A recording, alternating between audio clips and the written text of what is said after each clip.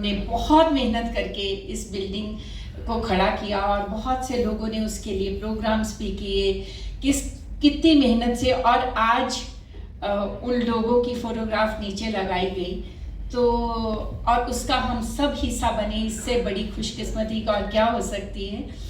तो पहले तो सबको मतलब मुझे लगता है सिंटा और कॉट और इनके जितने भी आप लोग यहाँ पे आए हैं, आपको बहुत बहुत बधाई हो।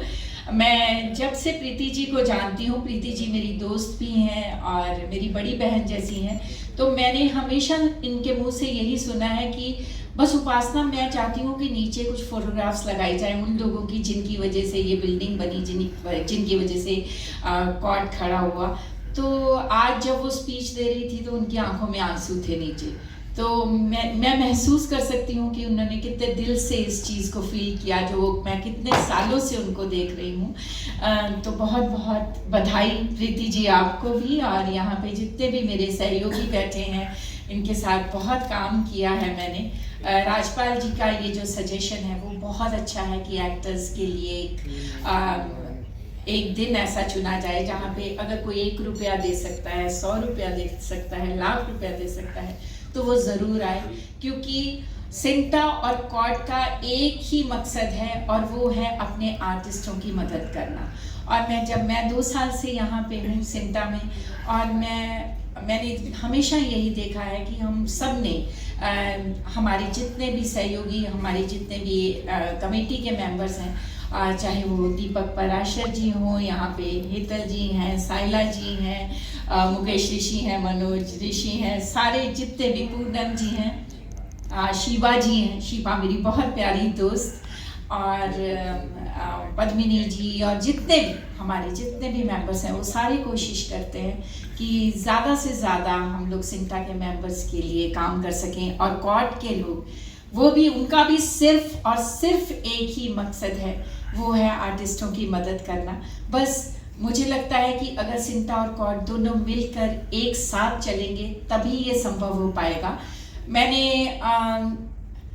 अब मैं एक ऐसी चीज़ बोलने जा रही हूँ जो शायद पता नहीं मुझे बोलनी चाहिए या नहीं बोलनी चाहिए, लेकिन मैं अपने दिल से चलती हूँ, इसलिए मैं ये कहना चाहूँगी कि मैंने इसमें भी बहुत पॉलिटिक्स देखी है। मैं जितना टाइम से मैं यहाँ पे हूँ मैंने बहुत कुछ देखा।